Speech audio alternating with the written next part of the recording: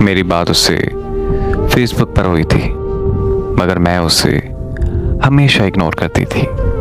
मेरा बड़ा भाई फेसबुक के बहुत खिलाफ था, तो इसलिए मैं फेसबुक बहुत कम इस्तेमाल करती थी। उसने मुझे बहुत फोर्स किया कि मेरी दोस्त बन जाओ, सिर्फ दोस्त, इससे आगे कुछ नहीं। मैं उससे बहुत कम बात करती थी, पर उसका इतना अच्छे से मेरे साथ पेश आना मुझे बहुत मुतासिर करता। फिर बात गहरी दोस्ती पर पहुंच गई। मैं लड़की होकर भी सब कुछ सच बोलती, मगर उसने कभी सच बोला ही नहीं था। इतनी इज्जत कोई मर्द किसी औरत को नहीं दे सकता जितनी इज्जत उस लड़के ने मुझे दी। हमारी बात होते होते फेसबुक से व्हाट्सएप पर पहुंच गई। हमारी दोस्ती इतनी गहरी हो गई कि हमारा एक दूसरे के बिना एक मिनट भी गुजारा नहीं होता था। मेरी कज़न भी हमारे बारे में सब कुछ जानती थी। वो इंग्लैंड में रहता था, टाइम का वहाँ बहुत फ़र्क था।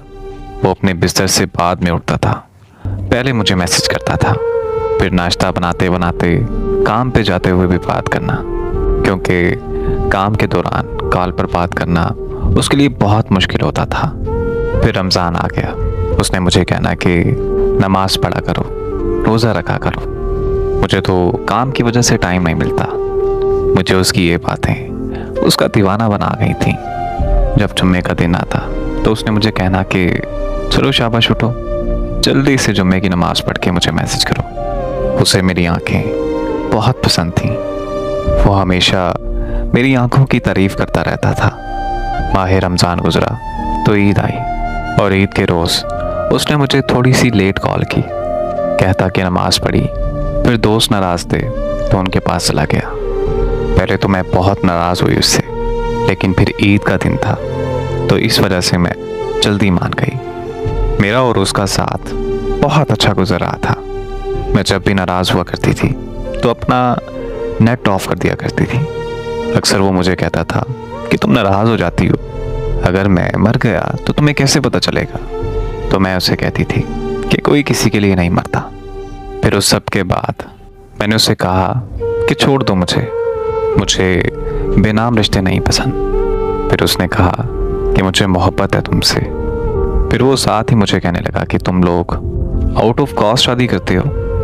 मैंने उसे जवाब दिया कि हाँ हम करते हैं। फिर वो चंद दिन में बदलने लगा। टाइम देना उसने कम कर दिया, और मैं कहती कि मैं तब तक तुम्हारे साथ हूँ जब तक तुम्हें मेरी ज़रूरत है। वो कहता है कि प्यार में ज़रूरत नहीं बल्कि साथ की ज़रूरत होती है। मुझे फिर उसके लफ्ज़ों से इश्क हो जाता था। फिर मैं एक दिन उससे नाराज़ हुई क्योंकि उसने मुझे छूने की बात की कि मेरा दिल चाहता है कि मैं तुम्हें छूऊं। मुझे उसकी इस बात पर बहुत गुस्सा आया। पहली दफ़ा था कि किसी ने ऐसी बात की मुझसे। मैं उससे बहुत नाराज़ हो गई और मैंने सुबह से रात तक अपना नेट ऑफ कर दिया। उसने मुझे कहा कि एक दफ़ा मेरी बात तो सुन लो। उसने माफ़ी मांगी तो मैंने माफ़ कर दिया। मेरे माफ़ करने पर भी वो मेरे साथ कुछ ना कुछ गलत बात कर जाता था। वक्त भी कम देना शुरू कर दिया उसने। मैं अगर उससे लड़ती तो वो मुझे कहता कि वर्क प्लेस बदला है, जिसकी वजह से मुझे काम ज़्यादा मिलता है, जिसकी वजह से मैं तुम्हें टाइम नहीं दे पाता। एक दिन नाराज़गी इतनी ज़्यादा थी कि मैं उससे बात नहीं कर रही थी, बस उसे हाँ ना में जवाब दे रही थी। उसने मुझे डांटा तो मुझे रोना आ गया। फिर वो मुझे मनाने लगा। जब मैं मान गई तो वो नाराज़ हो गया। उसने गुड नाइट कह के अपना नेट ऑफ कर दिया। मैंने उससे नंबर पर कॉल की तो उसने मुझे कहा कि मुझ में हिम्मत नहीं है बात करने की, हम सुबह बात करेंगे। मुझे रोता हुआ देखकर वो पूरी तरह समझ गया कि मैं उसके प्यार में पूरी तरह पागल हो चुकी हूँ।